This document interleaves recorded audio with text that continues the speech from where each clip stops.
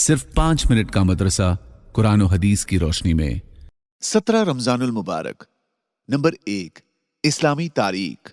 बच्चों की तालीम और तरबियत के सिलसिले में फिक्रमंद रहना।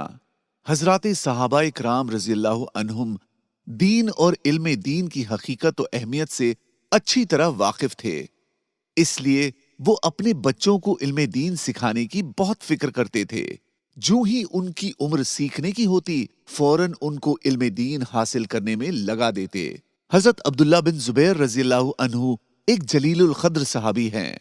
उनके 4 लड़के थे, खुबैब, हमजा, इबाद और साबित। साबित इनमें सबसे छोटे थे। ये चारों अपने नाना के यहाँ देहात में रहते थे और ऊंट चराया करते थे। एक मर्तबा साबित ने अपने भाइयों से कहा कि चलो हम सब अपने वालिद के पास चलते हैं। वो सब किसी ऊंट पर सवार हुए और चल पड़े। उनके नाना को मालूम हुआ तो वो भी उनके पीछे चल पड़े। यहां आकर उनके नाना ने अब्दुल्ला बिन जुबैर रज़ियल्लाहु अन्हु को कहा, उन सब को मेरे पास दोबारा भेज दो।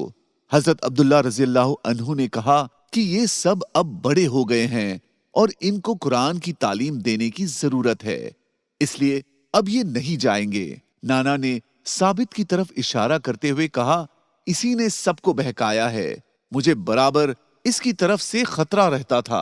फिर वो सब कुरान पढ़ने में लग गए। कहते हैं कि साबित ने सिर्फ 8 महीने में कुरान हिफ्स कर लिया।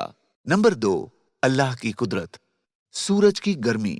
अल्लाह ताला ने सूरज को पैदा किया। दरअसल ये आग का एक गोला है जो पूरी दुनिया को रोशनी के साथ साथ गर्मी भी पहुंचाता है। सूरज 1 सेकंड में जमीन पर जो गर्मी फेंकता है वो लाखों एटम बॉम्ब जमीन पर गिराए जाने के बराबर है, जबकि एक एटम बॉम्ब शहरों को तबाह करने के लिए काफी है।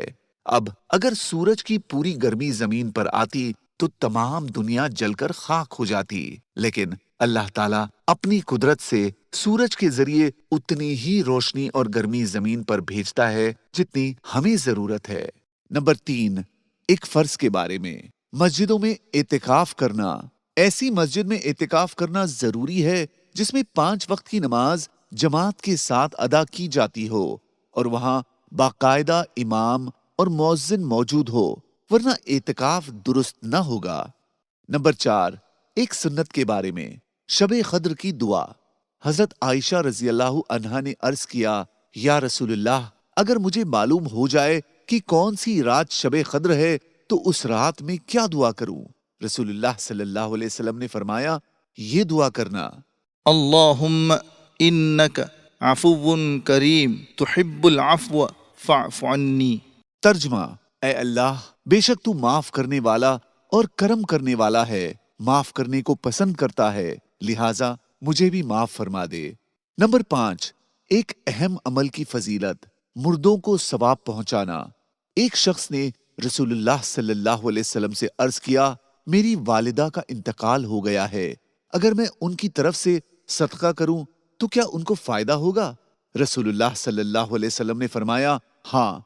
तो उस शख्स ने कहा, मेरा एक बाग है, मैं आपको गवाह बनाता हूं कि मैंने अपनी मां के सवाब के लिए इसको सदका कर दिया। नंबर 6, एक गुनाह के बारे में। किसी पर तोहमत लगाना बहुत बड़ा गुनाह है। कुरान में अल्लाह ताला फरमाता है, जो शख्स कोई छोटा या बड़ा गुनाह करे फिर उसकी तोहमत किसी बेगुनाह पर लगा दे तो उसने बहुत बड़ा बहतान और खुले गुनाह का बोझ अपने ऊपर लाद लिया। नंबर 7, दुनिया के बारे में। ये माल सरसब्ज और खुशगवार है। हजरत हकीम बिन हिजाम रज़ियल्लाहु अन्हु फरमाते हैं कि मैंने रसूलुल्लाह सल्लल्लाहु अलैहि वसल्लम से मांगा तो आप सल्लल्लाहु अलैहि वसल्लम ने मुझे अता फरमा दिया। फिर मैंने मांगा तो आप सल्लल्लाहु अलैहि वसल्लम ने अता फरमा दिया। उसके बाद फिर मैंने मांगा तो आप सल्लल्लाहु अलैहि वसल्लम ने अता फरमा दिया और कहा कि ऐ हकीम, ये माल सरसब्ज और खुशगवार है, लिहाजा जो शख्स उसे नेक नियति से लेता है उसके माल में बरकत होती है और जो लालच के साथ लेता है उसके माल में बरकत नहीं होती, बल्कि वो उस शख्स जैसा हो जाता है जो खाता जाता है लेकिन उसका पेट नहीं भरता और ऊपर का हाथ नीचे के हाथ से बेहतर है। नंबर 8, आखिरत के बारे में। जन्नत में मोमिन का बंगला। रसूलुल्लाह सल्लल्लाहु अलैहि वसल्लम ने फरमाया, मोमिन का बंगला जन्नत में एक चमकदार मोती का होगा जिसमें 40 कमरे होंगे और उसके दरमियान में एक दरख्त होगा जो लिबास उगाएगा। मोमिन उसके पास आएगा और अपनी उंगली के इशारे से 70 जोड़े लेगा जिसमें लूलू और मरजान जड़े हुए होंगे। नंबर 9, तिब्बे नबवी से इलाज, बीमारियों से बचने का तरीका। रसूलुल्लाह सल्लल्लाहु अलैहि वसल्लम ने प्याले के टूटे हुए हिस्से से पानी पीने और पानी में फूंक मारने से मना फरमाया।